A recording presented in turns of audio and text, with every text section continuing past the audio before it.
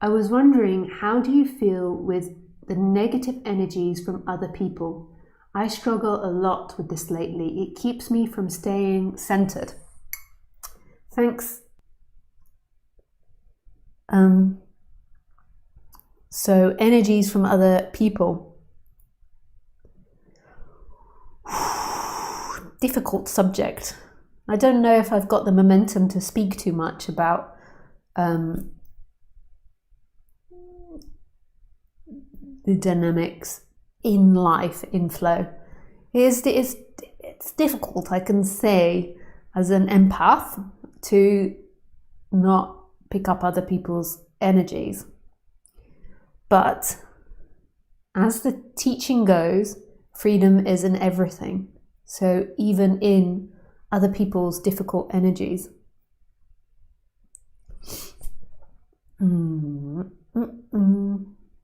So even if you're there with people's difficult energies, there is still freedom there.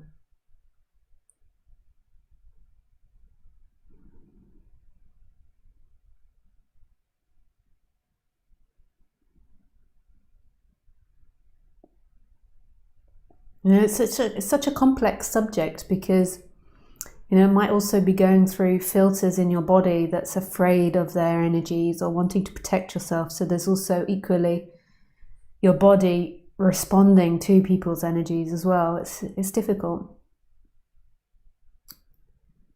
So what I do, which is really challenge, and I have to say I find it hard too, is I put the personal awareness into the sensation of being alive. And you've got to keep it there when you're interacting with people. And if you do that, you won't pick up, I think, I don't know, that you have to try for yourself. I find that I don't pick up other people's energies. But it's difficult to do that. And putting your attention deeply into I am, you see, you can put your attention deeply into the world. So there's different meditations you can do. So now I could put my attention deeply into the wall and there is presence there. You can also put your attention deeply into the other person and be really present. But when you put your attention deeply in the other person, the other person's having difficult energies, you're going to pick up that energy. So you have to bring it back to your own body. I know that sounds weird. This all just sounds really complex, but you have to bring it back to your own body. So what I do when I'm around other people is my habit is to go deeply into the other person. And if that other person's really present as well, then you can have like a full-on love affair. But if that person isn't present, then what will happen is your energies will circulate those difficult energies. It's not them versus you. There is no them and you. It's just the way it is. Like, so there's no superiority in it. So then you have to cut off from doing that and put your attention deeply into the I am, the feeling of I am in the heart, which is kind of contradictory, you know, and complex, and maybe you get a sense of it. Yeah.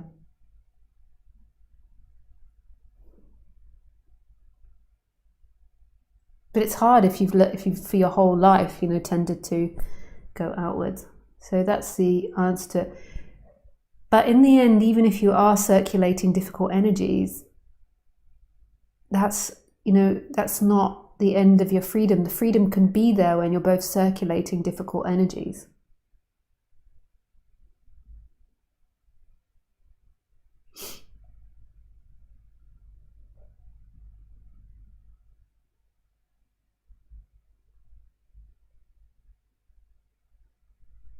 Because it's not in good or bad energies. Freedom cannot be taken away through bad energies.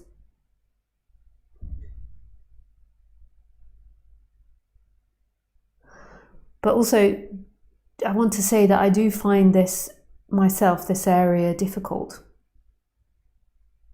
Part of the reason why I find it difficult, and I just say this because just to know that I still have problems. I find this difficult because there's an old seeking pattern, or just an old pattern, I don't even know if it's seeking pattern that comes up wanting to help the other person. And that's necessarily altruistic. It sounds it, but it's most probably trained from childhood that that's what I should do, is help the other person. So this also, adds to the drama. By nature, I'm quite a quiet person. So if I'm in a social setting, I often will talk because I feel sorry for the other person. Whereas if the other person is also equally quiet and happy to go into silence, I'll often go in and out of silence with that person. But often my silence makes people feel very vulnerable and uncomfortable. So then I feel empathy for the other person and I speak in order to help the other person, but it actually makes me feel bad because I'm not being authentic. I'm being inauthentic. I know it sounds like an empathetic action, and I see this as an old pattern or old seeking pattern.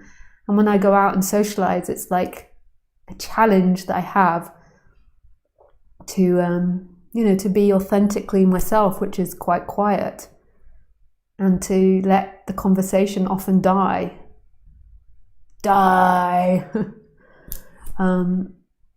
And then not get involved in the other person's discomfort with that. It's none of my beeswax. So. I know I don't seem like a quiet person. This is something that's painful when I meet people that come to my talks, because they see me giving an hour and a half talk every week, so I look like a very verbally dexterous person. But it's because it's on a subject that I'm really passionate about. And, often there's I'm not so interested in a lot of other things. And that doesn't mean I don't love you. Like, that's the irony of it, is that, in my silence, I can be deeply loving the other person, and then the other person is thinking, because I'm not speaking, that I don't love them. It's so sad, life with humans, isn't it? And I'm deeply, deeply loving them. And then in a way, my speaking is like some form of rejection of love sometimes. But then they see that as love because it's a mental interpretation. Sad. It's this sad process of evolution of humanity. We grew this ability to think and to speak, and so therefore we have to then go through this process of going beyond it, which is a painful process, because we're getting it's just a pace, like it's like a caterpillar in its cocoon, the metamorphosis. Have you ever seen a caterpillar break into a butterfly? I'm sure that is painful. We have the ability to be such an amazing species. If we can get beyond thinking and really understand what thought is for, and understand, what is a society which is fair for everybody, encourages everybody, allows people to thrive, but also works collectively for people and for the environment. And if we can get over our thought, we've got such amazing possibilities. We're so creative. Look what we're doing, streaming. It's like magic. We're alchemists. We're so amazing.